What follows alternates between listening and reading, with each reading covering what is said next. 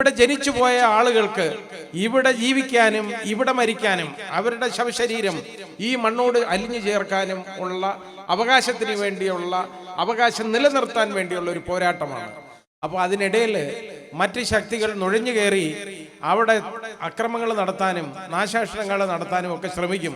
അതെല്ലാവരും ശ്രദ്ധിക്കണം. മാത്രമല്ല, കുറ്റം കാണാൻ ഒരുപാട് ആളുകളുണ്ട്. നമ്മൾ നോക്കിക്കൊള്ളണം. ക്യാമറ കണ്ണിലൂടെ അവർ നോക്കിക്കൊണ്ടിരിക്കുക, അല്ലാതെ വേറെ കാര്യമൊന്നുമില്ല. ഇപ്പോൾ എണ്ണത്തിൽ വളരെ കുറവാണവർ. നേരെ മറിച്ച് ഇപ്പോൾ ബാക്കി ഇവിടുത്തെ മുസ്ലിങ്ങളെല്ലാം മുഖ്യധാരയിലാണ്. ആ ഒരു കാഴ്ചപ്പാട് നമുക്ക് വേണം. മുഖ്യധാരയിലാകാൻ കാര്യം എന്താണ്? ഈ ഹിന്ദു സുഹൃത്തുക്കൾ, ഈ സഹോദരങ്ങള്, അതുപോലെ ഇവിടുത്തെ ക്രിസ്ത്യൻ സഹോദരങ്ങള്, അവരെല്ലാം തോളോട് തോൾ ചേർന്ന് നമ്മളോടൊപ്പം ഈ അതിജീവനത്തിന് വേണ്ടിയുള്ള പോരാട്ടത്തിൽ ഇപ്പം മുൻപന്തിയിലുണ്ട്.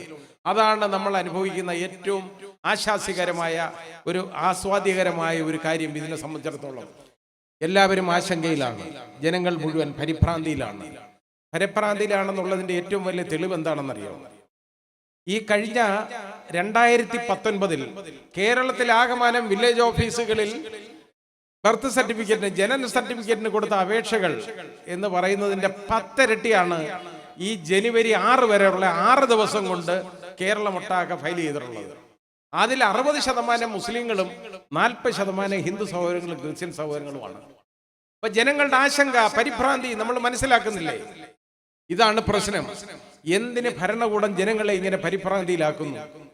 ഇതിന് 2 ഉദ്ദേശങ്ങളായിരുന്നു ഉണ്ടായിരുന്നത്. ഒന്ന്, അതായത് ബ്രിട്ടീഷുകാരുടെ തന്ത്രമായിരുന്നല്ലോ ഭിന്നിപ്പിച്ച് ഭരിക്കുക.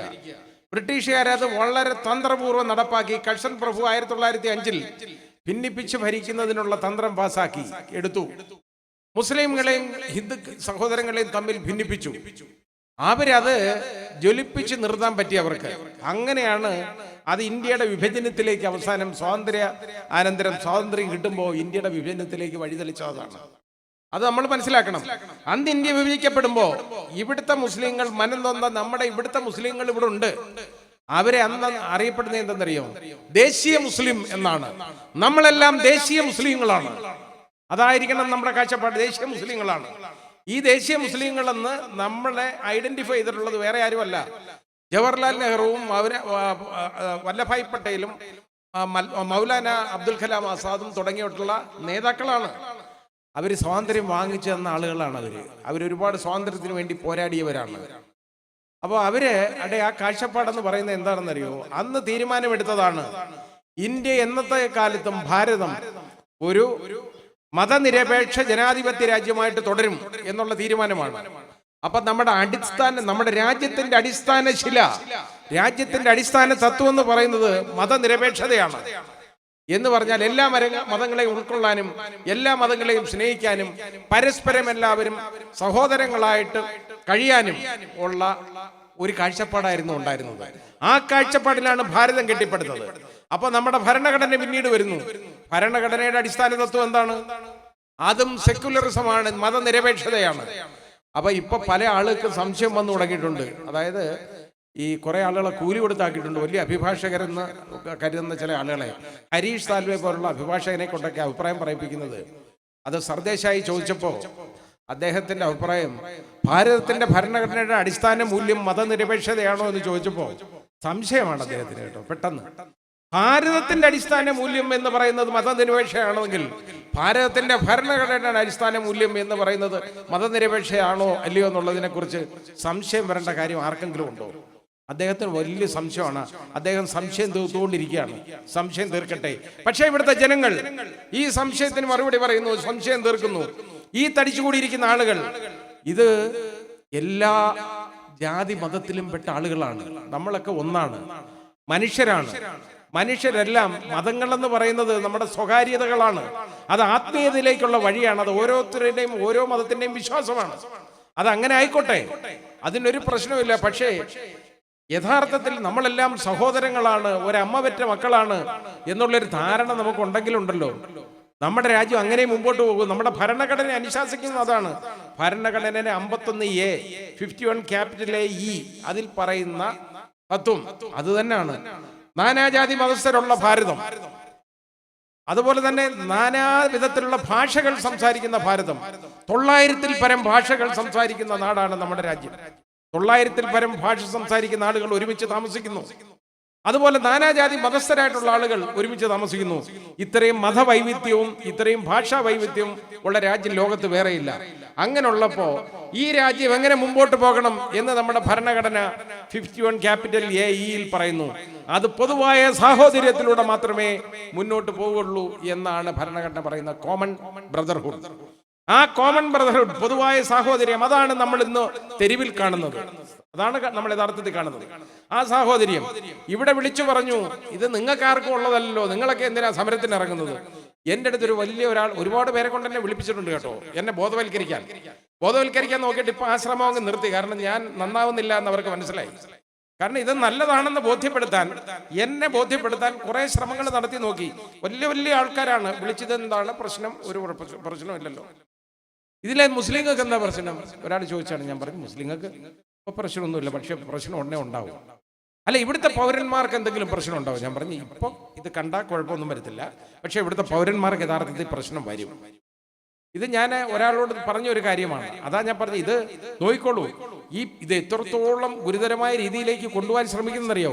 ഇതിനെതിരെ ഒരുപാട് പ്രചരണങ്ങൾ നടക്കും. ഇത് ഇവിടുത്തെ പൗരന്മാരെ ഒന്നും ബാധിക്കത്തില്ല. ഇവിടുത്തെ പൗരന്മാരെ ആർക്കും പൗരത്വം നഷ്ടപ്പെടാനുള്ളതല്ല ഈ നിയമം. നേരെ മറിച്ച് നിരപരാധികളായ കുറെ ആളുകൾക്ക് പൗരത്വം കൊടുത്ത് സഹായിക്കാനാണെന്നാണ് നമ്മുടെ പ്രധാനമന്ത്രിയുടെ പരാമർശം. ആ രീതിയിലുള്ള പ്രസ്താവന ഇത് ജനങ്ങളെ വഞ്ചിക്കാനാണ്. ഇതുമൂലം ആർക്കും പൗരത്വം കൊടുക്കാൻ ഇവർക്ക് ഒക്കത്തില്ല. മാത്രമല്ല, പൗരത്വം കൊടുത്ത് എവിടെ കഴിയും? ഏതെങ്കിലും ഒരു സ്ഥലത്ത് താമസിക്കേണ്ട ആർക്കെങ്കിലും? അവർക്ക് അതിന് ഉള്ള കഴിവുണ്ടോ? അതൊന്നും കണ്ടോണ്ടുള്ള ഒരു തീരുമാനമല്ല ഇത്. അത് നമ്മൾ ചിന്തിക്കണം. അതായത് ഈ പൗരത്വ നിയമ ഭേദഗതി ഇതിനകത്ത് പറയുന്നത് എന്താണെന്നറിയോ? ഇത്രയും മാത്രം കാര്യങ്ങളേ ഉള്ളൂ. വളരെ ചെറിയ പ്രൊവിഷൻസ് മാത്രമുള്ള ഒരെണ്ണമാണ്. അതിനകത്ത് 3 രാജ്യങ്ങളിൽ നിന്നും, ബംഗ്ലാദേശ്, അഫ്ഗാനിസ്ഥാൻ, പാകിസ്ഥാൻ, ഈ രാജ്യങ്ങളിൽ നിന്ന് വരുന്ന ന്യൂനപക്ഷങ്ങൾ, അവർ ഇവിടുത്തെ ന്യൂനപക്ഷം അല്ല, അവിടുത്തെ ന്യൂനപക്ഷം. ആ ന്യൂനപക്ഷങ്ങളെ ഇവിടെ അധിവസിപ്പിക്കാൻ വേണ്ടി, അവരെ സഹായിക്കാൻ വേണ്ടി, അവരെ കണ്ണീരൊപ്പാൻ വേണ്ടിയുള്ള നിയമമാണ് ഇതാണ്. അപ്പൊ ഒന്ന് ആലോചിച്ച് നോക്കിയുള്ളൂ, അതിന്റെ കാരണം എന്താണെന്ന് ചോദിച്ചു കഴിഞ്ഞപ്പോൾ അത് കാര്യം, ഈ 3 രാജ്യങ്ങളും ഭാരതത്തിന്റെ ഭാഗമായിരുന്നു ഒരു കാലത്ത്. കള്ളമാണ്. അവിഭക്ത ഭാരതത്തിന്റെ ഭാഗമായിരുന്നത് പാകിസ്ഥാനും ബംഗ്ലാദേശും ആയിരുന്നു. ശരിയാണ്. അഫ്ഗാനിസ്ഥാൻ ഒരു കാലത്തും ആയിരുന്നില്ല. അതിനെക്കുറിച്ച് ചോദിച്ചപ്പോൾ പറഞ്ഞു, അഫ്ഗാനിസ്ഥാൻ ഇന്ത്യയുമായിട്ട് 106 കിലോമീറ്റർ അതിർത്തി പങ്കിടുന്നത് കൊണ്ടാണെന്ന് പറഞ്ഞു. അപ്പൊ ചോദിച്ചു, അതിലും അതിർത്തി പങ്കിടുന്ന ചൈന ഇല്ലേ, 400 പരം കിലോമീറ്റർ? അതേപോലെ മ്യാൻമാർ അല്ലേ ഇതിലും കൂടുതൽ അതിർത്തി പങ്കിടുന്ന സ്ഥലം? അപ്പൊ അതെന്താ പരിഗണിക്കാത്ത? അതിന് മറുപടി ഇല്ല. അപ്പൊ പറഞ്ഞു, അത് മതാധിപ രാഷ്ട്രങ്ങളാണ് ഈ 3. ശരിയാണ്, ഇത് മുസ്ലിം രാഷ്ട്രങ്ങളായിരുന്നു. പക്ഷേ ബംഗ്ലാദേശ് മുസ്ലിം രാഷ്ട്രമല്ല. 2010 ബംഗ്ലാദേശിന്റെ ഭരണഘടന ഭേദഗതി നടത്തിയിട്ട് അവർ മതനിരപേക്ഷ ജനാധിപത്യ റിപ്പബ്ലിക്കായിട്ട് പ്രഖ്യാപിച്ച നടക്കുന്ന രാജ്യമാണ്. അവർ മതാധിപ രാജ്യമൊന്നും അല്ല. അവരെ വെറുതെ ആക്ഷേപിക്കുകയാണ്. ഇനി അപ്പൊ ചോദിച്ചപ്പം പറഞ്ഞു, അതൊന്നും അല്ല പ്രശ്നം, എങ്ങോട്ട് പോകുന്നു നോക്കിക്കോളൂ, അതാണ് കാര്യം. ഇതിനൊന്നും മറുപടി പറയാൻ ഒക്കത്തില്ല. അപ്പൊ ചോദിച്ചു, ഇത് അപ്പൊ പറഞ്ഞെന്താ, അവിടുത്തെ ഒരുപാട് ആളുകൾ ഇങ്ങനെ ഇന്ത്യ ഭാരതീയരായിരുന്ന ആളുകളും അതുപോലെ തന്നെ ഹിന്ദു സഹോദരങ്ങളും നമ്മുടെ ക്രിസ്ത്യാനികളും ബുദ്ധിസ്റ്റുകളും എല്ലാം കിടന്ന് കഷ്ടപ്പെടുന്നു, അവരെ ഒരുപാട് പീഡിപ്പിക്കപ്പെടുന്നു അതുകൊണ്ടാണെന്ന് പറഞ്ഞു ഈ 3 രാജ്യങ്ങൾ. അപ്പൊ ചോദിച്ചു, ശ്രീലങ്കയോ എന്ന് ചോദിച്ചു. മറുപടിയില്ല. കാരണം ശ്രീലങ്കയാണ് ഇന്ന് ഉള്ള ഏറ്റവും വലിയ തിയോക്രാറ്റിക് സ്റ്റേറ്റ്, അതായത് മതാധിപ രാജ്യം, മതാധിഷ്ഠിതമായിട്ടുള്ള ഭരണം. അവിടെ ബുദ്ധമതമാണ്. അവിടുന്ന് നമ്മുടെ ഇന്ത്യൻ സഹോദരങ്ങൾ ഒരുപാട് പേര് നമ്മുടെ തമിഴ് സഹോദരങ്ങളാണ്. അവരെ ചവിട്ടി പുറത്താക്കി, അവരെ ഒരുപാട് പേരെ പീഡിപ്പിച്ചു, കൊന്നു, ലഹള, അവർക്കൊന്നുമില്ലാതെ വിട്ടോടി ഇവിടെ ഭാരതത്തിൽ അഭയം പ്രാപിച്ചേക്കുന്ന ലക്ഷക്കണക്കിന് ആളുകളുണ്ട്. ഈ സഹോദരങ്ങൾക്ക് ഇതിന്റെ പ്രയോജനം ഇല്ല. അതാണ് കാര്യം. വൈരുദ്ധ്യമല്ലേ? ഇനി അടുത്തത് മ്യാൻമാറിൽ ആലോചിച്ചു നോക്കിയുള്ളൂ, മുസ്ലിങ്ങളെ, അവിടെ രോഹിംഗ്യൻ മുസ്ലിങ്ങൾ അവിടുത്തെ ന്യൂനപക്ഷമാണ്. ഈ ന്യൂനപക്ഷങ്ങളെ സഹായിക്കാനാണല്ലോ അയൽ രാജ്യങ്ങളിലെ. അവരവിടുത്തെ ന്യൂനപക്ഷമാണ്. അവരെ ഒരുപാട് പേരെ കൊന്നൊടുക്കി. ബാക്കി ആളുകൾ അവിടുന്ന് പലായനം ചെയ്തു. 40 ലക്ഷത്തോളം ആളുകൾ ബംഗ്ലാദേശിലും ഭാരതത്തിന്റെ അങ്ങോളം ഇങ്ങോളം ഉണ്ട് അഭയാർത്ഥികളായിട്ട്. ഇവർ അഭയാർത്ഥി ക്യാമ്പുകളിലാണ്. അപ്പൊ ഇവരവിടുത്തെ ന്യൂനപക്ഷമാണ്. അങ്ങനെയാണെങ്കിൽ അയൽഭാഗത്തെ ആ ന്യൂനപക്ഷങ്ങളെ സഹായിക്കത്തില്ല. കാരണം എന്താണെന്നറിയോ? അത് മുസ്ലിങ്ങളാണ്. ഇതാണ് പ്രശ്നം. ഇത് അവർക്ക് ആ വൈരാഗ്യം ഉണ്ടായതുകൊണ്ടൊന്നും അല്ല, ഇവർക്കൊന്നും മുസ്ലിങ്ങളുടെ അടുത്ത് വൈരാഗ്യം ഉണ്ടായതുകൊണ്ടൊന്നും അല്ല കാര്യം. ഇത് വേറെ ഒരു പ്രത്യയശാസ്ത്രത്തിന്റെ ഭാഗമാണ്. 1923 കൊണ്ടുവന്ന ഹിന്ദുത്വ എന്ന് പറയുന്ന ഒരു കാർഡുണ്ട്. ഒരു വലിയ ഒരാളെന്ന് പറയുന്ന ആൾ കൊണ്ടുവന്നതാണ്. അത് ഏറ്റെടുത്തത് ഗോൾവാൾക്കറാണ് 1946. ഗോൾവാൾക്കർ വായിച്ച പുസ്തകം ഈ ഹിന്ദുത്വ ഉൾക്കൊള്ളുന്ന പുസ്തകമാണ്. എന്നിട്ട് അയാൾ പ്രഖ്യാപിച്ചു, ഇവിടുത്തെ ന്യൂനപക്ഷങ്ങൾക്ക് ഇവിടുത്തെ ഭൂരിപക്ഷങ്ങളുടെ കീഴിൽ പ്രത്യേകിച്ച് യാതൊരു അധിക അവകാശങ്ങളും ഇല്ലാതെ കഴിയാം തീരുമാനിച്ചു. ഈ ന്യൂനപക്ഷങ്ങൾ എന്ന് പറഞ്ഞാൽ ആരാണെന്ന് വിചാരിച്ചു? ഇത് മുസ്ലിങ്ങളും ക്രിസ്ത്യാനികളും മാത്രമല്ല. അവര് പറയുന്ന ഈ ന്യൂനപക്ഷം എന്ന് പറയുന്നത് ഇതില് വരേണ്യ, അതായത് നോക്കിക്കോളൂ, ബ്രാഹ്മണ്യത്തിൽ നിന്ന് താഴോട്ടുള്ള ആളുകളൊക്കെയാണ് ന്യൂനപക്ഷങ്ങൾ എന്ന് പറയുന്നത്. അവർക്ക് പൗരത്വം പോലും ഇല്ലാതെ, പ്രത്യേക അവകാശങ്ങളൊന്നുമില്ലാതെ എന്ന് പറഞ്ഞാൽ എന്താണ്? അവർക്ക് വോട്ടവകാശം ഇല്ല, തൊഴിലിന് അവകാശമില്ല, അവർക്ക് സ്വത്തിന് അവകാശമില്ല, ഒന്നും ഒരു പ്രത്യേക യാതൊരു അവകാശങ്ങളും ഇല്ലാതെ ഇവിടെ കഴിയാം എന്നുള്ളതാണ്. ഇങ്ങനെ ആളുകളെ പീഡിപ്പിക്കുന്ന ഒരു സ്ഥലം മാത്രമേ ഉള്ളൂ. ഈ കാഴ്ചപ്പാടിലൂടെയാണ് ഇവര് കടന്നു വന്ന അതിന്റെ അവസാനത്തെ പടിയാണ് ഇപ്പൊ നമ്മൾ കണ്ട പൗരത്വ നിയമ ഭേദഗതി. ആ പടിയിൽ കയറി നിൽക്കുകയാണ്. ഇനി അകത്തോട്ട് കയറുമ്പോഴാണ് നമ്മൾ തുടങ്ങുന്ന സിറ്റിസൺഷിപ്പ് രജിസ്റ്റർ. അതാണ് നാഷണൽ രജിസ്റ്റർ ഓഫ് NRC എന്ന് പറയുന്ന ഭൂതം. ഇനി വരാൻ പോകുന്ന അതാണ്. ഈ NRC ലോകത്ത് എവിടെ വന്നിട്ടുണ്ടോ അവിടെ എല്ലാം ലഹളയും കൊലയും നടന്നു കഴിഞ്ഞു. NRC ആദ്യം കൊണ്ടുവരുന്നതിന്, അതായത് ഈ തത്വം കൊണ്ടുവരുന്നത് തന്നെ മ്യാൻമാറിലുണ്ടല്ലോ, 1982 അവിടുത്തെ ഒരു പൗരത്വ ബില്ലും ഉണ്ടെന്ന് അവിടെ കൊണ്ടുവന്നെന്ന് പറഞ്ഞാൽ അവിടുത്തെ ഉള്ള ആളുകൾക്ക് മാത്രം അവിടുത്തെ പൗരത്വം, ബാക്കിയുള്ള അവിടുത്തെ ന്യൂനപക്ഷങ്ങളായിട്ടുള്ള ആളുകൾക്കെല്ലാം അവിടെ വേറെ അവകാശങ്ങളൊന്നും ഇല്ലാത്ത രീതിയിലാക്കി അവിടെ. അതിനുശേഷം അവിടെ NRC കൊണ്ടുവന്നു. അവിടെ ഇതേ പേരാണ്, നാഷണൽ രജിസ്റ്റർ ഓഫ് സിറ്റിസൺസ് കൊണ്ടുവന്നതിന് ശേഷമാണ് നോക്കിയപ്പോ എല്ലാത്തിനെയും അങ്ങ് പിടിച്ച് കൊല്ലാൻ തുടങ്ങി. കാരണം അവരുടെ നിന്നുള്ള എല്ലാം പിടിച്ചു പറിച്ചു വിടാമല്ലോ. അതാണ് ആ അതായത് രക്തം, അതുപോലെ തന്നെ രക്തച്ചൊരിച്ചിലുണ്ടാക്കിയ അവിടെ പ്രശ്നങ്ങൾ മുഴുവൻ ഉണ്ടാക്കിയത് NRC മൂലമാണ്. ഇതേ NRC ആണ് ഇവിടെ കൊണ്ടുവരാനുള്ള വഴിയിലേക്ക് പോകുന്നത്. ഇവര് പറയുന്നത് എന്താണെന്നറിയോ? ഇപ്പൊ ഇനി ഇതിനകത്തുള്ള ഏറ്റവും വലിയ പ്രശ്നം, ഇതാരെങ്കിലും സഹായിക്കാനാണോ ഈ കൊണ്ടുവന്നത്? അയൽപക്കത്തുള്ള നമ്മുടെ ഈ 3 രാജ്യങ്ങളിലുള്ള ന്യൂനപക്ഷങ്ങളെ സഹായിക്കാനാണെന്ന് അവർ പറയുകയാണ്. അത് സഹായിക്കാനല്ല. അത് ആ സഹോദരങ്ങൾ ഇപ്പൊ തിരിച്ചറിഞ്ഞു, മനസ്സിലാക്കി കാര്യം. ഈ പൗരത്വ ഭേദഗതി ആപ്ലിക്കബിൾ അല്ലാത്ത, അത് ബാധകമല്ലാത്ത 2 കാര്യങ്ങളുണ്ട്, എക്സെപ്ഷൻസ് ആണ്. ഒന്ന്, അതായത് ILP ഉള്ള സ്ഥലങ്ങൾ. ILP എന്ന് പറഞ്ഞാൽ ഇന്നർ ലൈൻ പെർമിറ്റ് ഉള്ള ഇന്ത്യയിലെ സ്ഥലങ്ങൾ. അത് മുമ്പ് 3 സ്റ്റേറ്റുകളും ഒരു യൂണിയൻ ടെറിട്ടറി വരുന്നുണ്ടായിരുന്നു. അതായത് അരുണാചൽ പ്രദേശ്, അതുപോലെ തന്നെ മിസോറാം, നാഗാലാൻഡ് സ്റ്റേറ്റുകളും, അതേപോലെ തന്നെ നമ്മുടെ മിനിക്കോയ് ദ്വീപ് സമൂഹം ഉണ്ടല്ലോ, അവർ യൂണിയൻ ടെറിട്ടറിയാണ്. അതിന് മാത്രമേ ഉള്ളൂ ILP. ഈ ILP എന്ന് പറഞ്ഞാൽ ഇന്നർ ലൈൻ പെർമിറ്റ് അവരുടെ ഭൂമിശാസ്ത്രപരമായ പ്രത്യേകതകൾ കൊണ്ടും അവർ ജൈവപരമായ കാരണങ്ങൾ കൊണ്ടൊക്കെ അവർക്ക് കൊടുത്തേക്കുന്ന പ്രത്യേക ഒരു അവകാശമാണ്. അവിടെ ഒരാൾക്ക് കടന്നു ചെല്ലണമെങ്കിൽ അതിന് നമ്മൾ 15 ദിവസം മുമ്പ് പെർമിറ്റിന് അപ്ലൈ ചെയ്യണം. ആ പെർമിറ്റ് ഇഷ്ടമുണ്ടെങ്കിൽ അവർ തരും. തന്നു കഴിഞ്ഞാൽ നമുക്ക് ആ സ്റ്റേറ്റിൽ കയറാം, ഇല്ലെങ്കിൽ കയറാൻ പറ്റത്തില്ല. വിസ പോലാണ്, ഒരു വിസയാണത്. അവിടെ കയറി കഴിഞ്ഞാൽ 14 ദിവസത്തിൽ കൂടുതൽ അവിടെ തങ്ങാൻ പാടില്ല. 14 ദിവസത്തിൽ കൂടുതൽ തങ്ങിക്കഴിഞ്ഞാൽ അത് ക്രിമിനൽ ഒഫൻസ് ആണ്, പിടിച്ച് ജയിലിൽ പിടിച്ചു. അപ്പൊ ഇതാണ് ഈ ILP. ഈ ILP ഈ പറയുന്ന സ്ഥലങ്ങൾക്കുണ്ടായിരുന്നു. ആ ILP ഉള്ള സ്ഥലങ്ങളിൽ ഇത് ബാധകമല്ല. അതായത് ഈ പറയുന്ന സഹായിക്കാനെന്ന് പറയുന്ന ആളുകൾക്ക് ILP ഉള്ള സ്ഥലങ്ങളിൽ അവർക്ക് അങ്ങോട്ട് കയറാൻ പറ്റത്തില്ല. ഇനി അടുത്തത്, ഇതങ്ങോട്ട് പ്രഖ്യാപിച്ച ഉടനെ നേരെ മണിപ്പൂരിൽ പറഞ്ഞു എന്ന് മണിപ്പൂരിന് കൊടുത്തു ILP, ഒരു സ്റ്റേറ്റിനും കൂടെ കൊടുത്തു. അത് കഴിഞ്ഞ് മേഘാലയക്കാർ ബഹളം ഉണ്ടാക്കി മേഘാലയക്ക് കൊടുത്തു, പിന്നെ ത്രിപുരയ്ക്ക് കൊടുത്തു. ഇപ്പൊ ആസാമിന്റെ മിക്കവാറും ഭാഗങ്ങൾക്ക് കൊടുക്കാൻ ധാരണയായിട്ടുണ്ട്. അപ്പൊ ILP ഉള്ള സ്ഥലങ്ങളിൽ ഇത് ബാധകമല്ല.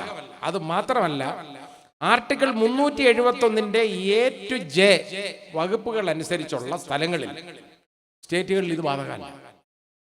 അപ്പോൾ അതിലെ നമ്മൾ നോക്കിക്കോളൂ, അതിന്റെ ഷെഡ്യൂൾ 6 ഭരണഘടനയിലെ ഷെഡ്യൂൾ 6-ൽപ്പെട്ട സ്റ്റേറ്റുകളിൽ ഇത് ബാധകമല്ല. അതിനകത്ത് ഗുജറാത്ത് വരും, മഹാരാഷ്ട്ര വരും, ഇതൊക്കെ വരുന്നതാണ്. അവിടെ ഇവർക്ക് കയറാൻ ഒക്കത്തില്ല. ഈ പാവങ്ങളെ കുഴ കാണിച്ച് ആടിനെ കൊണ്ടുപോകുന്നില്ലേ, അതേപോലെ കൊണ്ടുപോകാൻ വേണ്ടി ചെയ്തതാണ്. കാരണം ഇവരെന്നും വിഡ്ഢികളായിട്ട് അവരെ പുറകെ നടക്കുമെന്നുള്ള ഒരു ധാരണയിലാണ് ഈ ചെയ്തുകൊണ്ടിരുന്നത്. പക്ഷേ ഇന്ന് ആ സഹോദരങ്ങൾ അത് തിരിച്ചറിഞ്ഞു, മനസ്സിലാക്കി ഇത് പ്രശ്നമാണെന്ന്. ഇതാണ് ഉണ്ടാകുന്ന കാഴ്ചപ്പാട്. കാരണം ഇതാരെയും സഹായിക്കാൻ പറ്റത്തില്ല. ഇവരെ കൊണ്ടുവരുന്നവർക്കെല്ലാം ഇവിടെ ഒന്നും കയറാൻ ഒക്കത്തില്ല.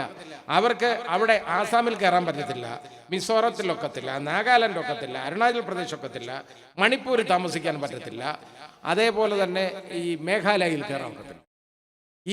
ഇതിന്റെ വേറൊരു ഉപദ്രവം കൂടെ ഉണ്ട്. ഈ പാവങ്ങൾ സഹിക്കാൻ പോകുന്നത് ഇപ്പോഴും ഇതൊന്നുമല്ല സഹിക്കാൻ പോകുന്നത്. അവർക്ക് ഒരുപാട് ഉപദ്രവങ്ങൾ വീണ്ടും ഉണ്ടാകാൻ പോവാണ്. നമ്മൾ മേഘാലയയിലോ നാഗാലാൻഡിലോ ചെന്ന് നോക്കിയുള്ളൂ, മാർക്കറ്റിലൊന്ന് പോയാൽ മതി. ഞാൻ പോയി കണ്ടിട്ടുണ്ട്. അവിടെ സ്ത്രീകൾ, കച്ചവടത്തിനൊക്കെ ഇരിക്കുന്ന സ്ത്രീകളുണ്ടല്ലോ, അവർ നല്ല സ്റ്റാൻഡേർഡിൽ ബ്യൂട്ടിഫുൾ ആയിട്ട് ഇംഗ്ലീഷ് സംസാരിക്കും, നമ്മളെ കഴിയും വൃത്തിയായിട്ട്. എന്താ ഇതിന്റെ കാരണം എന്നറിയാമോ? കൂടുതലും നമ്മുടെ മലയാളികളായ ക്രിസ്ത്യൻ മിഷനറീസ് അവിടെ ചെന്നിട്ട് അവർക്ക് നല്ല വിദ്യാഭ്യാസം കൊടുത്തിട്ടുണ്ട്. അതാ കാര്യം.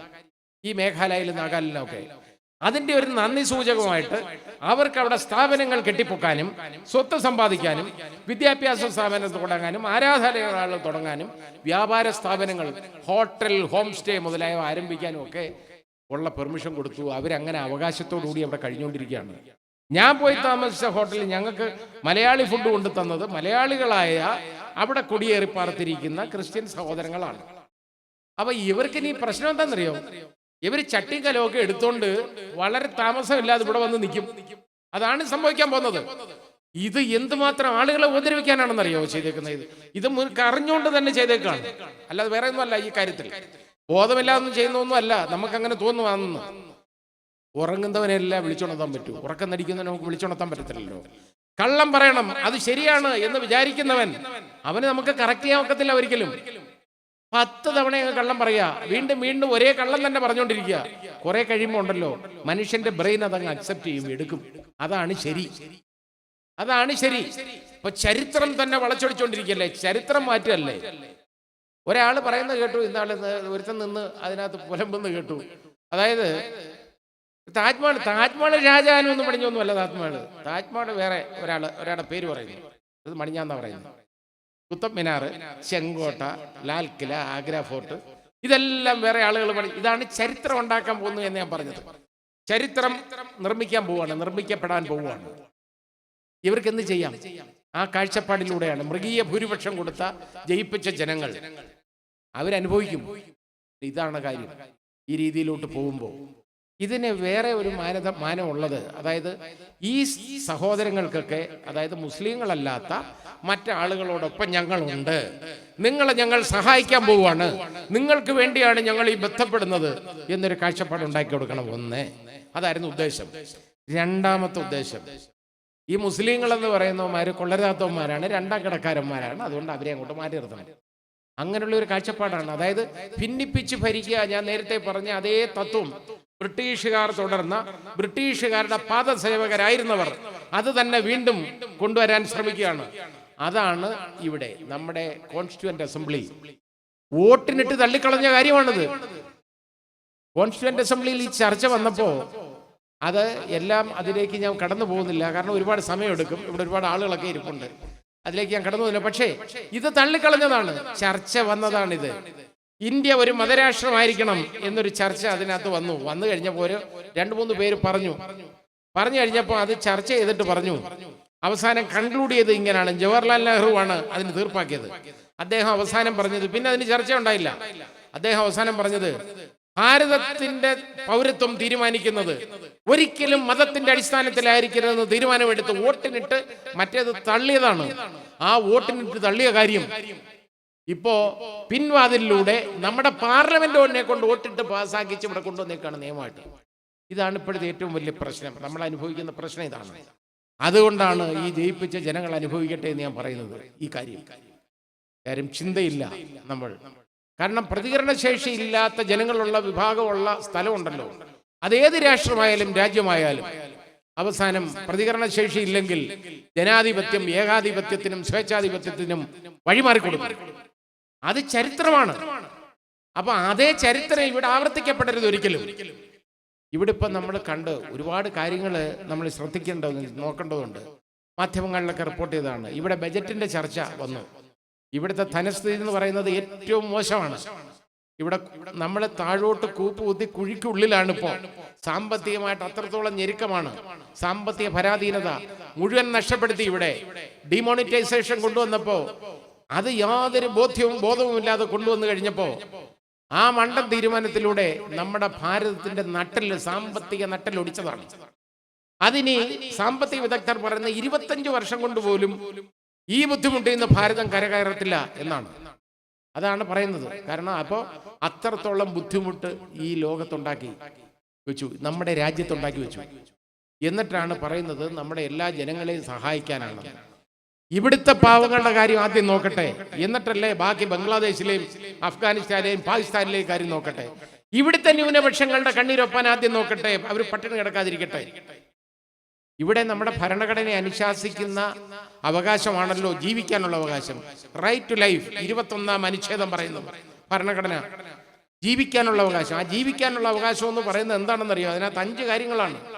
ആഹാരം, പാർപ്പിടം, വസ്ത്രം, ആരോഗ്യ സംരക്ഷണം, വിദ്യാഭ്യാസം. ഇത് 5 എണ്ണമാണ്. ഇതിനെ ഓരോ പൗരനും, അതുപോലെ തന്നെ ഇന്ത്യയിലെ ഓരോ വ്യക്തിക്കും, പൗരനല്ല വ്യക്തിക്ക് അവകാശമുള്ളതാണ് ഈ റൈറ്റ് ടു ലൈഫ്. പൗരന് മാത്രമല്ല, ഇന്ത്യയുടെ മണ്ണിൽ ഏത് വ്യക്തിയുണ്ടോ അയാൾക്ക് അവകാശമുള്ളതാണ്. ആഹാരം. ഇവിടെ പട്ടിണി കിടന്ന് മരിക്കുന്ന ലക്ഷങ്ങൾ നമ്മൾ കാണാം ഇന്ത്യയിൽ. ഒരു നേരത്തെ ആഹാരം കഴിക്കാൻ മാർഗമില്ലാത്ത പാവങ്ങൾ. ഇവിടെ ഒരു തുണി ഉടുക്കാൻ വസ്ത്രമില്ലാതെ കഴിയുന്ന ആളുകൾ. നമ്മളൊക്കെ ഭാഗ്യം ചെയ്തവരാണ്. കാരണം നമുക്ക് തുണി മാറി ഉടുക്കാൻ നമുക്കുണ്ട്. നേരെ മറിച്ച് നോർത്ത് ഇന്ത്യയിലൊക്കെ, ബീഹാറിലും യു പിയിലും ഒക്കെ ഒന്ന് പോയി നോക്കിക്കോളൂ. രാവിലെ അതിലെ ഒന്ന് പോയിക്കോളൂ, ഏതെങ്കിലും യാത്ര ചെയ്ത് നോക്കിക്കോളൂ. കൂനിപ്പിടച്ച് തീ കാഞ്ഞിരിക്കുന്ന പാവങ്ങൾ, ഒരു മേൽമുണ്ട് പോലും ഇല്ല, ഒരു കീറത്തുണി എടുത്തുകൊണ്ടിരിക്കുന്നവർ, ദരിദ്ര നാരായണന്മാർ, അവരുള്ള ഭാരതം. വസ്ത്രമില്ലാത്തവർ, ജീവിച്ചിരിക്കാൻ മരുന്ന്, ആഹാര സംരക്ഷണം, ആരോഗ്യ സംരക്ഷണം, ജീവിച്ചിരിക്കാൻ മരുന്ന് കഴിക്കാൻ നിവർത്തിയില്ലാത്ത ലക്ഷങ്ങൾ, അവരുള്ള രാജ്യം. വിദ്യാഭ്യാസം ശരിയായിട്ട് കിട്ടാത്ത കുഞ്ഞുങ്ങൾ, അവരെ പഠിക്കാനും ഒന്നും മാർഗമില്ല, ഒന്നിനും മാർഗമില്ലാത്ത ആളുകൾ. ഇതൊക്കെ നോക്കുന്നതിന് പകരം നമ്മളിവിടെ അമ്പലങ്ങൾ പണിയുക, പള്ളികൾ പണിയിപ്പിക്കാൻ ശ്രമിക്കുക, അതിന് ലക്ഷങ്ങളും കോടികളും, ലക്ഷങ്ങളല്ല കോടികൾ ചെലവാക്കുക, പൗരന്റെ വക പണം. പ്രതിമകൾ ഉയർത്തുക, കോടികൾ മുടക്കി, 2000-3000 കോടികൾ മുടക്കി ഏറ്റവും വലിയ പ്രതിമകൾ ഉണ്ടാക്കുക. ഇവിടെ വല്ലഭായ് പട്ടേലിന്റെ പ്രതിമ ഉണ്ടാക്കിയല്ലോ. ഉണ്ടാക്കി കഴിഞ്ഞപ്പോൾ അടുത്ത ആർട്ടിക്കിൾ 19 പറഞ്ഞേക്കുന്ന മൗലികാവകാശം, ഇന്ത്യയുടെ ഏത് മുക്കിലും മൂലയിലും ഭാരതത്തിന്റെ through out the territory of India ആണ് നമുക്ക് മൂവ് ചെയ്യാൻ, സഞ്ചരിക്കാനുള്ള അവകാശം. ആ സ്വാതന്ത്ര്യം ഇപ്പോൾ ഉണ്ടോ ഏതെങ്കിലും പൗരന്? ആ സ്വാതന്ത്ര്യമൊക്കെ നഷ്ടപ്പെട്ടു. എല്ലാ മൗലികാവകാശങ്ങളും നഷ്ടപ്പെടുത്തിക്കൊണ്ടിരിക്കുകയാണ്. അതുപോലെ എല്ലാ ഭരണകൂട സ്ഥാപനങ്ങളും, എല്ലാ ഭരണഘടനാ സ്ഥാപനങ്ങളും തകർക്കപ്പെട്ടിരിക്കുകയാണ്. അതെല്ലാം ഗവൺമെന്റ് ഡിപ്പാർട്ട്മെന്റുകളായിട്ട് അധപ്പതിക്കുന്നു എന്നുള്ളതാണ് ഏറ്റവും സങ്കടകരം. അപ്പൊ മനുഷ്യന് എവിടുന്ന് നീതി കിട്ടും? എവിടുന്നാണ് ഈ പാവപ്പെട്ടവന്റെ കണ്ണീരാര് തുടയ്ക്കും? അതിന് പകരം ഇതേപോലുള്ള മണ്ടൻ തീരുമാനങ്ങൾ രാത്രിയുടെ മറവിൽ കൊണ്ടുവരികയാണ്. അത് രാത്രിയുടെ മറവിൽ അത് നടപ്പാക്കാൻ വേണ്ടി നോട്ടിഫിക്കേഷൻ പോലും രാത്രിയിലാണ് വരേണ്ടത്. അത് നമ്മൾ ചിന്തിക്കേണ്ട, ഇതിന്റെ വൈരുദ്ധ്യം ആലോചിച്ച് നോക്കുന്നു. ഇത് ആരെ സഹായിക്കാനാണ്? ആരെയും സഹായിക്കാനല്ല, സഹായിക്കുന്നതായിട്ട് കാണിക്കണം, എന്നിട്ട് ഭിന്നിപ്പിച്ച് നിർത്തണം. ബാബറി മസ്ജിദിന്റെ പ്രശ്നം തീർന്നു കഴിഞ്ഞു. കാരണം അത് ഇഷ്ടപ്പെട്ടില്ലെങ്കിൽ പോലും കോടതി, മുസ്ലിങ്ങൾ അത് പലപ്പോഴും ഇഷ്ടപ്പെടുന്നില്ലായിരിക്കാം, പക്ഷെ കോടതിയുടെ തീർപ്പായതുകൊണ്ട് മുസ്ലിങ്ങൾ അത് സഹിച്ചു പോയി, അവിടെ അവസാനിച്ചു. ഇനി അതിൽ ഹിന്ദുക്കളെയും മുസ്ലിങ്ങളെയും തമ്മിൽ വേർപിരിച്ച് നിർത്താൻ ഒക്കുന്നില്ല എന്ന് മനസ്സിലായി. അടുത്ത ഇലക്ഷൻ ഇത് പറയാൻ പറ്റുമോ? ഇനി ബാബറി മസ്ജിദിന്റെ കാര്യം ഒന്നും പറയാൻ ഒക്കത്തില്ല. കാരണം ഇവിടെ അതിന് ലഹളയും വഴക്കമൊന്നുമില്ലല്ലോ.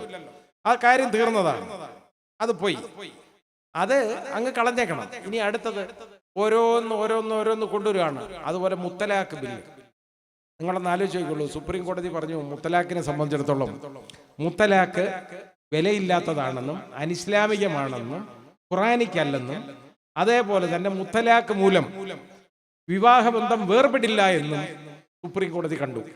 സുപ്രീം കോടതി പ്രഖ്യാപിച്ചതാണ്, അതോടുകൂടി അത് തീർന്നതാണ്. അപ്പോൾ ഒരു നിയമം, മുത്തലാഖ് മൂലം വിവാഹബന്ധം വേർപെടില്ല എന്ന് സുപ്രീം കോടതി പ്രഖ്യാപിച്ചു കഴിഞ്ഞപ്പോ ഒരു നിയമം കൊണ്ടുവന്നേക്കാണ്, മുത്തലാഖ് മൂലം വിവാഹബന്ധം വേർപെടുത്തിയാൽ അവനെ പിടിച്ച് ജയിലിൽ ഇടുന്നു. ഒന്ന് ആലോചിച്ചോളൂ, എന്തെങ്കിലും വിവരം തലയിലുള്ളവരാണോ ഇത് കൊണ്ടുവരുന്നത്? അതാണ് നമ്മൾ ആലോചിക്കേണ്ടത്. ഇത് എന്തിനാണ്? ആളുകളെ തെറ്റിദ്ധരിപ്പിക്കാൻ, ഇതേപോലെ തെറ്റിദ്ധരിപ്പിക്കപ്പെട്ട ജനസമൂഹമാണ് ഇവരെ അധികാരത്തിൽ കയറ്റുന്നത്. അധികാരത്തിൽ കയറ്റി കഴിയുമ്പോഴോ ഇനി ഈ അധികാരത്തിൽ കയറ്റിയവന്മാരൊന്നും പൗരന്മാരല്ലെന്നാണ് പറയുന്നത്. അതാണ് അടുത്ത പ്രശ്നം. നമ്മൾ നോക്കിക്കോളൂ, നമ്മുടെ ഭരണഘടനയിലെ 326 അനുച്ഛേദം അനുസരിച്ചാണ് ഇലക്ഷൻ വോട്ട് ചെയ്യേണ്ടത് പൗരനാണ്. പൗരന്മാർക്ക് മാത്രമേ ഉള്ളൂ വോട്ടവകാശം, വേറെ ആർക്കും ഇല്ല. ഇപ്പോൾ ഒരു ശ്രീലങ്കയിൽ നിന്ന് വന്ന ആളിനോ അല്ലെ ബംഗ്ലാദേശിൽ നിന്ന് വന്നവനോ പാകിസ്ഥാനിൽ നിന്ന് വന്നൊന്നും പൗരത്വം ഇല്ലാത്തവർക്ക് വോട്ടവകാശം ഇല്ല. വോട്ടവകാശം ഉണ്ടെങ്കിൽ അവൻ പൗരൻ തന്നെയല്ലേ. ഇലക്ട്രൽ കാർഡ് എന്ന് പറയുന്ന നമുക്ക് ഓരോ കാർഡ് തന്നിട്ടുണ്ടല്ലോ ഗവൺമെന്റ്, സെൻട്രൽ ഗവൺമെന്റിന്റെ കാർഡ്. ഈ കാർഡ് ഇത് പൗരത്വ രേഖയല്ലെന്ന് എങ്ങനെ പറയാൻ പറ്റും? പൗരന് മാത്രം കൊടുക്കുന്ന വോട്ടവകാശം തെളിയിക്കാനുള്ള രേഖയാണത്. അത് പിന്നെ പൗരത്വ രേഖയാവത്തില്ലേ? അതാവത്തില്ല എന്താ പറഞ്ഞിരിക്കുന്നത്. അപ്പൊ ഇവരെ അങ്ങനെയാണെങ്കിൽ ഈ പൗരന്മാരല്ലാത്തവരല്ലേ ഇവരെ തെരഞ്ഞെടുത്തേക്കുന്നത്? നമ്മൾ ചിന്തിക്കണം. ഇവർക്ക് വോട്ട് ചെയ്ത ആളുകളെ ഇവരിപ്പോ കളയുകയാണ്, പൗരന്മാരല്ല. അപ്പൊ പൗരന്മാരല്ലാതെ വേറെ ഏതവന്മാരാണ് ഇവരെ അധികാരത്തിൽ കയറ്റിയത്? അപ്പൊ അത് തന്നെ ഒന്ന് ചിന്തിക്കണ്ടേ. ഇനി അടുത്തത്, നമ്മുടെ പാസ്പോർട്ട് ഉണ്ടല്ലോ, ഇന്ത്യൻ പാസ്പോർട്ട്. ഇന്ത്യൻ പാസ്പോർട്ട് പൗരത്വത്തിന്റെ രേഖയല്ലെന്ന് പറഞ്ഞാൽ അത് വളരെ അതിശയകരമായ കാര്യമാണ്. കാരണം ഇന്ത്യൻ പാസ്പോർട്ട്സ് ആക്ട് അനുസരിച്ചാണ് നമുക്ക് പാസ്പോർട്ട് തരുന്നത്. അതൊരു പൗരനെ കിട്ടുള്ളൂ. അത് തന്നെ ഭരണഘടനയും പറയുന്നത്. അപ്പൊ പാസ്പോർട്ട് ആക്ട് നിലവിലിരിക്കുന്നിടത്തോളം കാലം, നമ്മുടെ റെപ്രസെന്റേഷൻ ഓഫ് പീപ്പിൾസ് ആക്ട് നിലവിലിരിക്കുന്നിടത്തോളം കാലം, ഭരണഘടനയിലെ 326 അനുച്ഛേദം ഉള്ളിടത്തോളം കാലം ഇത് പൗരന്മാരല്ല എന്ന് ആർക്ക് പറയാൻ പറ്റും? അപ്പോ പ്രശ്നം എന്താണ്? നമ്മുടെ പ്രധാനമന്ത്രി പറയുന്നില്ലേ, ഇവിടുത്തെ പൗരന്മാർക്ക് ഒരു പ്രശ്നവുമില്ല, വേറെ ആളുകളെ സഹായിക്കാൻ, ചില ആളുകൾക്ക് പൗരത്വം കൊടുത്ത് സഹായിക്കാൻ വേണ്ടിയുള്ള നിയമമാണ്, പൗരന്മാർക്ക് ഒരിക്കലും പൗരത്വം നഷ്ടപ്പെടത്തില്ല എന്ന് പറഞ്ഞാൽ അത് ശരിയാണ്. പൗരന്മാർക്ക് നഷ്ടപ്പെടത്തില്ല, പക്ഷേ പൗരൻ ആരാണെന്ന് ഞങ്ങൾ പറയും, അതാണ് പൗരൻ. അതാണ് പ്രശ്നം.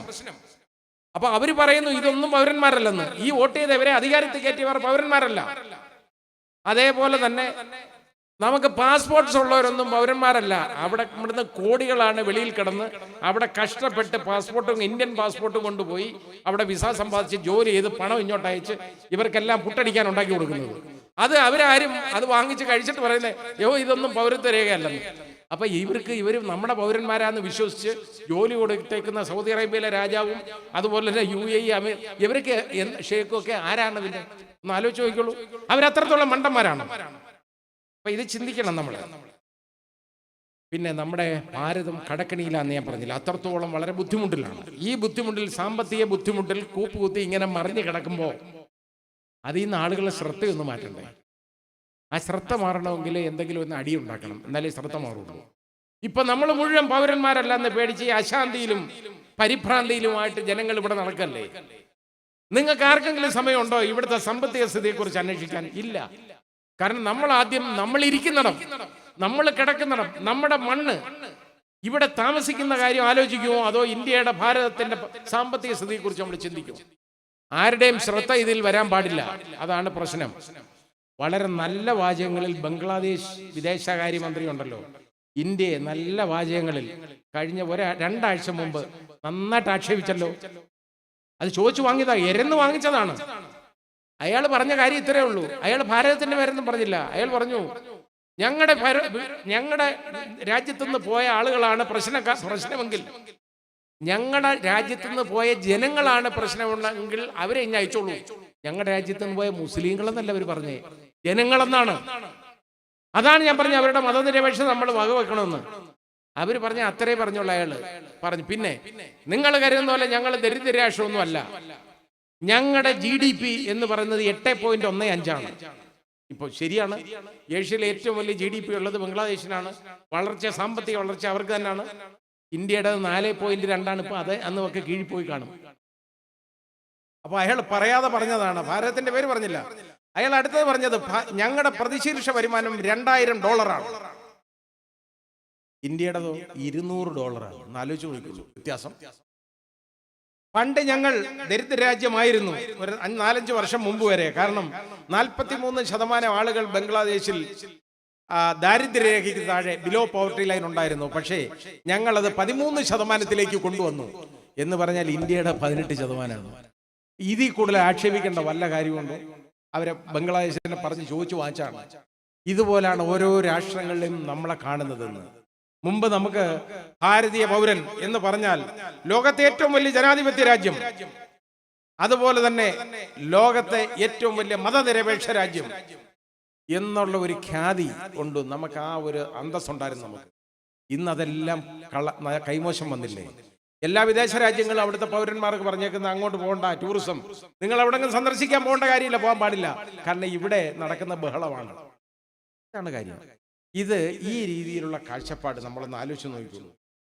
ജനങ്ങളെ അകറ്റാൻ എങ്ങനെയൊക്കെ മാനസികമായിട്ട് പരസ്പരം അകറ്റാം മതത്തിന്റെ പേരിൽ എന്നുള്ളത് പണിഞ്ഞു നോക്കിയില്ലേ? ആൾക്കൂട്ടക്കൊലകൾ നടത്തിയില്ലേ ധാരാളം? പശുവിന്റെ പേരിൽ എന്തുമാത്രം ആളുകളെ ഉപദ്രവിക്കേണ്ടതായിട്ട് വന്നു, ഉപദ്രവിച്ചു. അതുകൊണ്ട് ഇപ്പൊ അതൊക്കെ അങ്ങ് വിട്ടു, കാരണം ഇപ്പൊ പശു ഒന്നും എറിക്കുന്നില്ല നോക്കിയപ്പോ. അപ്പോഴാണ് ഈ പുതിയ തന്ത്രം. ഇവിടുന്ന് എല്ലാത്തിനെയും 2024 അത് പറഞ്ഞപ്പോ മുസ്ലിങ്ങളെല്ലാം ആദ്യം പറഞ്ഞു കേട്ടോ. ഒരു BJP MP പ്രസംഗമാണ് എൻ്റെ കയ്യിലുണ്ടത് വന്നേക്കുന്നത്. അതായത് അയാൾ പറഞ്ഞത് പരസ്യമായിട്ട് പ്രസംഗിക്കുകയാണ്. 2024 ഡിസംബർ 31 ഇവിടുത്തെ ക്രിസ്ത്യാനികളും മുസ്ലിങ്ങളും ഒന്നും ഇവിടെ കാണത്തില്ല. ഇതാണ് പറഞ്ഞത്. ഇതാണ് കാര്യം. അപ്പൊ കാഴ്ചപ്പാടൊന്ന് ആലോചിച്ച് നോക്കിക്കോളൂ. അത് കേട്ടിട്ടാണ് ഞാൻ പറഞ്ഞത്, പണ്ട് 1946 നീമോളാർ, അതായത് മാർട്ടിൻ നീമോളാർ എന്ന് പറയുന്ന ഒരു ലുഥേറൻ പാസ്റ്റർ, ജർമ്മൻ ലുഥേറൻ പാസ്റ്റർ, അദ്ദേഹം ഒരു കവിയാണ്. അദ്ദേഹം ഒരു ചെറിയ കുറച്ച് വരികൾ എഴുതി, ഇത്രയേ ഉള്ളൂ. അത് ഹിറ്റ്ലറെ കളിയാക്കിക്കൊണ്ട് എഴുതിയതാണ്. അവർ ആദ്യം തേടിയെത്തിയത് ഇവിടുത്തെ കമ്മ്യൂണിസ്റ്റുകളെ ആയിരുന്നു.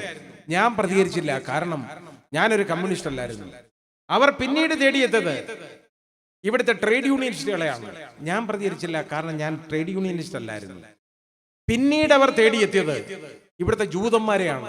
ഞാൻ പ്രതികരിച്ചില്ല, കാരണം ഞാനൊരു ജൂതനല്ലായിരുന്നു. പക്ഷെ അവസാനമായി അവർ തേടിയെത്തിയത് എന്നെയാണ്. ഞാൻ ചുറ്റും നോക്കി, എനിക്ക് വേണ്ടി പ്രതികരിക്കാൻ ആരുമില്ലായിരുന്നു, എല്ലാവരും പോയി കഴിഞ്ഞിരുന്നു, തീർന്നു. ഇതാണ് കാര്യം. ഇത് മനസ്സിലാക്കണം നമ്മുടെ സഹോദരങ്ങളെല്ലാം. പ്രതികരണമില്ലെങ്കിൽ, പ്രതികരണ ശേഷിയില്ലെങ്കിൽ, പ്രതികരിച്ചില്ലെങ്കിൽ നമ്മളെ അല്ലല്ലോ പ്രശ്നം, എന്റെ അടുത്തിരിക്കുന്നവന്റെ അല്ലേ, അയൽക്കാരന്റെ അല്ലേ, അത് സാരമില്ല, അവന്റെ ശല്യം തീരുവല്ലോ. ഇത് കണക്കാക്കിയാൽ അവസാനം തേടിയെത്തുന്നുണ്ടല്ലോ നമ്മളെ തന്നെ ആയിരിക്കും. ഈ ഒരു കാഴ്ചപ്പാട് ഓരോ സഹോദരങ്ങൾക്ക് വേണം. ഇതിപ്പോ സഹോദരങ്ങളൊക്കെ തിരിച്ചറിയുന്നു എന്നുള്ളത് വളരെ ആശ്വാസകരമായ ഒരു കാര്യമാണ്. ഇന്ത്യ മുഴുവൻ നടക്കുന്ന ഈ പ്രക്ഷോഭത്തിൽ ലക്ഷങ്ങൾ പങ്കെടുക്കുന്നു, കോടിക്കണക്കിന് ആളുകൾ പങ്കെടുക്കുന്ന ഈ പ്രക്ഷോഭം എന്ന് പറയുന്നത് ഗവൺമെന്റിന് കണ്ടില്ലെന്ന് നടിക്കാനാവില്ല. കൂടുതൽ നാൾ അവര് പറയും, ധൈര്യമായിട്ട് ഞങ്ങൾ സംഭരിച്ച് കാണിക്കും. അത് വിഡ്ഢികൾ ചെയ്യുന്ന കാര്യമാണ്. അതായത് പ്രതിഷേധം കൂടുതൽ വരുമ്പോ ഞങ്ങൾ ഇത് ഗസറ്റ് നോട്ടിഫൈ ചെയ്യുക എന്ന് പറയുമ്പോൾ കാണിച്ചു തരുമോ എന്നുള്ള രീതിയിലാണ് പെരുമാറുന്നത്.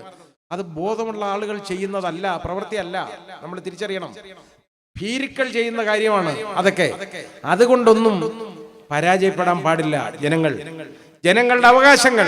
ഇത് അവകാശം എന്ന് പറയുന്നത് വേറെ ഒന്നും പിടിച്ചു പറ്റാനല്ല, ഭരണഘടനാപരമായ അവകാശങ്ങൾ നിലനിർത്തുകയാണ്, ഒന്നും വായിക്കാനല്ല. ഇന്ത്യൻ ഭരണഘടന സംരക്ഷിക്കാനാണ്. ഇന്ത്യയുടെ ഭാരതത്തിന്റെ അഖണ്ഡ ഭാരതം എന്നുള്ള പേര് നശിക്കാതിരിക്കാൻ വേണ്ടിയാണ്. അതെന്നും ഒറ്റക്കെട്ടായിട്ട് ഇന്ത്യൻ യൂണിയൻ ഒന്നായിട്ട് തുടരേണ്ടതിന് വേണ്ടിയാണ്. ഈ ഒരു കാഴ്ചപ്പാടിന് വേണ്ടിയുള്ള ഒരു സമരം, അതിജീവനത്തിന് വേണ്ടിയുള്ള ഒരു സമരമാണിത്. ഇത് തോക്കുകയല്ല ഒരിക്കലും. നമ്മൾ വേണം, പരാജയപ്പെടുന്ന പ്രശ്നമില്ല. പിന്നെ വേറെ കാര്യം എപ്പോഴും നമ്മൾ നോക്കണം, ഈ പരാജയപ്പെടുന്നവരുണ്ടല്ലോ, പരാജയപ്പെടുന്നവന്റെ കണ്ണീരിന്ന് വിജയങ്ങൾ ഉണ്ടായിട്ടുള്ളൂ. വിജയിക്കുന്നവന്റെ വിജയാഘോഷത്തിൽ നിന്ന് പിന്നെ വിജയങ്ങളൊന്നും ഉണ്ടാകത്തില്ല, അവിടെ തീരും. അതുകൊണ്ട് പരാജയം എന്ന് പറയുന്നത് ഇതുപോലെ നമ്മൾ ആദ്യം പരാജയപ്പെടുത്തിക്കൊണ്ടിരിക്കും. അതിലൊന്നും വഞ്ചിതകരായി പോകരുത്. ഒരുപാട് ന്യായങ്ങൾ നിരത്തി നിന്നിരിക്കും. ഇത് ജനങ്ങളെ സഹായിക്കാനാണ്, എല്ലാം റെഡിയാക്കി കൊടുക്കാനാണ്, രാമരാജ്യമാക്കാനാണ്. എന്ത് വേണമെങ്കിലും തന്നോട്ടെ, നമുക്ക് ആഹാരം കഴിക്കാം, എത്ര നാൾ വേണമെങ്കിലും ഭരിച്ചോട്ടെ, നമുക്ക് പ്രശ്നമില്ല. പക്ഷെ നമുക്ക് വീട്ടിൽ കിടന്ന് ഉറങ്ങാനും സമാധാനമായിട്ട് കിടന്ന് മരിക്കാനും ഉള്ള ഒരു ഇടയുണ്ടാക്കി തരണം. അത്രയും ചെയ്താൽ മതി. ജനങ്ങളോട് കാണിക്കേണ്ട ബാധ്യത അതാണ്. ഇതുകൊണ്ട് ഇതിന് വളരെ, അതായത് ജനവിരുദ്ധമായ, ഭരണഘടനാ വിരുദ്ധമായ കാര്യങ്ങളാണ് ഇതിലുള്ളതെല്ലാം. നമ്മുടെ ഭരണഘടനയുടെ, അതായത് മാനവികത വിളിച്ചോതുന്ന 2 പ്രൊവിഷൻസ് ആണ് ആർട്ടിക്കിൾ 14 ആർട്ടിക്കിൾ 21. ആ 14 അനുസരിച്ച് എല്ലാ വ്യക്തികൾക്കും നിയമത്തിൽ നമ്മുടെ രാജ്യത്ത്, നമ്മുടെ മണ്ണിൽ, അതായത് സോയിൽ, നമ്മുടെ മണ്ണിൽ എല്ലാ വ്യക്തികൾക്കും, പൗരന്മാർക്കല്ല, എല്ലാ വ്യക്തികൾക്കും അതായത് നിയമത്തിന്റെ മുൻപിൽ തുല്യതയും നിയമത്തിന്റെ തുല്യ പരിരക്ഷയ്ക്കും അവകാശമുണ്ട്. അതാണ് 14-ാം വകുപ്പ് പ്രദാനം ചെയ്യുന്നത്. 21 എല്ലാ ഒരു മനുഷ്യന്റെയും ഒരു വ്യക്തിയുടെയും ജീവനോ അല്ലെങ്കിൽ അയാളുടെ സ്വാതന്ത്ര്യമോ നിയമം അനുശാസിക്കുന്ന നടപടിക്രമങ്ങളിലൂടെ അല്ലാതെ ഹനിക്കാൻ പാടില്ല എന്നുള്ളതാണ്. ഇത് രണ്ടും മാനവികത വിളിച്ചോതുന്നതാണ്. അത് പൗരന്മാർക്ക് മാത്രമുള്ളതല്ല, എല്ലാ മനുഷ്യർക്കും ഉള്ളതാണ് എന്നുള്ളൊരു കാഴ്ചപ്പാട് വേണം. അത് ലോകത്തുണ്ടായിരുന്നു, നമുക്ക് അന്തസ്സായിരുന്നു. അതിനെയൊക്കെ മറികടക്കുന്ന, അതിനെയൊക്കെ ഹനിക്കുന്ന ഒരു നിയമമാണ് ഈ ഭേദഗതി നിയമത്തിലൂടെ കൊണ്ടുവന്നിരിക്കുന്നത്. ഈ ഭേദഗതിയൊക്കെ ഉണ്ടല്ലോ, ഇത് ഗവൺമെന്റ് പിൻവലിക്കണം. നമുക്ക് വേണ്ടത് അതാണ്. അതായത് കോടതികൾ ഇതിലേക്ക് എടുക്കേണ്ട തീരുമാനമല്ല. വൈകാരികപരമായ കാര്യങ്ങളിൽ കോടതിക്ക് തീരുമാനിക്കാനും നോക്കുന്നില്ല. അതുകൊണ്ട് ഈ കോടതിയുടെ തീരുമാനം നമ്മൾ ഇത് നോക്കേണ്ട കാര്യമില്ല. കോടതി അത് ഭരണഘടനാ വിരുദ്ധമാണോ അല്ലയോ എന്ന് പറഞ്ഞിരിക്കട്ടെ. ഭരണഘടനാ വിരുദ്ധമാണെന്ന് പറഞ്ഞാലും അല്ലെങ്കിലും ഗവൺമെന്റ്, ഭരണകൂടം ഇത് പിൻവലിക്കണം. കാരണം ഭരണകൂടമാണ് ഈ മതനിരപേക്ഷത, നമ്മുടെ ആ അന്തസ്സുണ്ടല്ലോ, അന്തസ് പാലിക്കാൻ, നമ്മുടെ വൈകാരികമായ നമ്മുടെ പ്രശ്നങ്ങൾ തീർക്കാൻ ഇടപെടേണ്ടത് ഭരണകൂടങ്ങളാണ്. ഭരണകൂടത്തിന്റെ ബാധ്യതയാണ് അത് പിൻവലിക്കേണ്ടത്. ഭരണകൂടം അത് പിൻവലിക്കണം. അതേപോലെ ILP കൊടുത്തിരിക്കുന്ന എല്ലാ സ്റ്റേറ്റിന്റെയും ILP വിഡ്രോ ചെയ്യണം, പിൻവലിക്കണം. കാരണം ഭാരതത്തിന്റെ എല്ലാ പൗരന്മാരുടെയും അവകാശം നിഷേധിക്കാൻ പാടില്ല. എവിടെയും സഞ്ചരിക്കാനുള്ള അവകാശം നമുക്ക് തരണം. ഇതായിരിക്കണം നമ്മുടെ കാഴ്ചപ്പാട്. ഇത് ഞാൻ പറഞ്ഞില്ലേ, അതിജീവനത്തിന് വേണ്ടിയുള്ള സമരമാണ്, ഒന്നും പിടിച്ചടക്കാനുള്ളതല്ല. ജീവിച്ചിരിക്കാൻ, അത് വേണ്ടി ഭയാശങ്കകളില്ലാതെ, പരിഭ്രാന്തി ഇല്ലാതെ, ആശങ്കയില്ലാതെ കിടന്നുറങ്ങാൻ നമ്മുടെ അതിജീവനത്തിന് വേണ്ടിയുള്ള ഒരു പ്രശ്നമാണ്. ഇതിൽ എല്ലാ സഹോദരനും പങ്കെടുക്കുന്നതിൽ വളരെ സന്തോഷമുണ്ട്. ഇത് നമ്മളൊന്ന് തിരിച്ചറിയണം. എല്ലാവരും നമ്മളോടൊപ്പമുണ്ട്, നമ്മളും എല്ലാവരോടൊപ്പം ഉണ്ടായിരിക്കണം. അലക്സാണ്ടർ ഡീമസ് എന്ന് പറയുന്ന ഫ്രഞ്ച് സാഹിത്യകാരൻ, അദ്ദേഹത്തിന്റെ 3 മസ്കറ്റേഴ്സ് എന്ന് പറയുന്ന പുസ്തകത്തിൽ ഒരു വിഖ്യാതമായ വാചകം എഴുതിയിട്ടുണ്ട് കേട്ടോ. 1 for all, all for one and all for all എന്ന് പറഞ്ഞാൽ ഒരാൾ എല്ലാവർക്കും വേണ്ടി. ഒരാൾക്ക് ഒരാൾ കാര്യം ഉണ്ടെങ്കിൽ, ഒരു ബുദ്ധിമുട്ടുണ്ടെങ്കിൽ, അല്ലെങ്കിൽ ഒരാൾക്ക് എന്തെങ്കിലും ഉണ്ട് ബാക്കിയുള്ളവർ ബുദ്ധിമുട്ടുന്നുണ്ടെങ്കിൽ അത് എല്ലാവർക്കും വേണ്ടി ആയിരിക്കണം. എല്ലാവരും ഒരാൾക്ക് വേണ്ടി, എല്ലാവരും എല്ലാവർക്കും വേണ്ടി എന്നാവണം.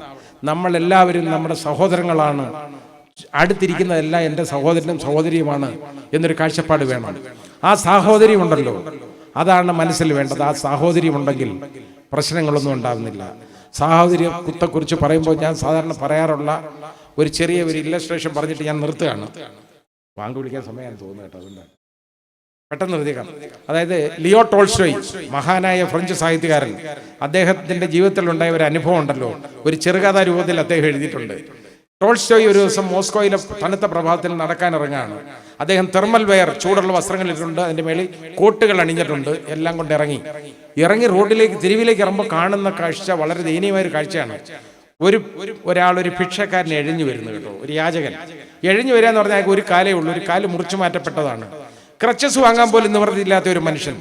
അയാൾ എഴിഞ്ഞു വന്നുമ്പോൾ അയാളുടെ കീഴ്പ്പറഞ്ഞ വസ്ത്രം, ദേഹമാസകലം വ്രണം. അയാൾ ടോൾസ്റ്റോയുടെ മുമ്പിൽ വന്ന് കൈ നീട്ടി. ടോൾസ്റ്റോയുടെ മനസ്സലിഞ്ഞു, ഭിക്ഷയാഴ്ചയാണ്. കോട്ടിലെ പോക്കറ്റ് എല്ലാം തപ്പി നോക്കി, പക്ഷേ നടക്കാനിറങ്ങിയതല്ലേ, ഒരു നാണയത്തൂട്ട് പോലും അദ്ദേഹത്തിന്റെ കയ്യിലില്ല. ഇളിഭ്യനായി, നിരാശനായി ടോൾസ്റ്റോയ് ഈ മനുഷ്യന്റെ അടുത്ത് പറഞ്ഞു, സഹോദര, എനിക്ക് നിങ്ങളെ സഹായിക്കണമെന്നുണ്ട്, പക്ഷേ എൻ്റെ കയ്യിൽ പണമൊന്നുമില്ല, ഞാനൊന്നും എടുത്തില്ല. ആ യാചകൻ പറഞ്ഞ മറുപടിയാണ് അദ്ദേഹത്തെ അത്ഭുതപ്പെടുത്തിയത്.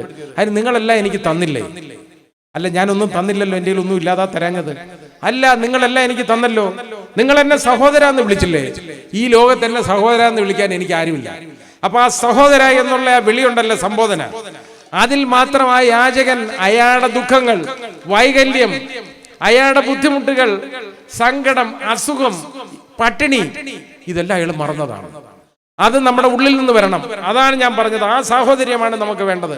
നമ്മളെല്ലാവരും, എല്ലാവരുടെയും ആഘോഷങ്ങൾ, ഇവിടുത്തെ ഓണം, ദീപാവലി, അതേപോലെ തന്നെ പെരുന്നാൾ, ക്രിസ്മസ്, ഇതെല്ലാം എല്ലാവരുടേതുമായിരിക്കണം, ഒരു വിഭാഗത്തിൻ്റെതല്ല, എല്ലാ മനുഷ്യരുടെയും, നമ്മുടേത്. എല്ലാ ആരാധനാലയങ്ങളും എല്ലാവരുടേതുമായിരിക്കണം, എല്ലാം സംരക്ഷിക്കപ്പെടണം.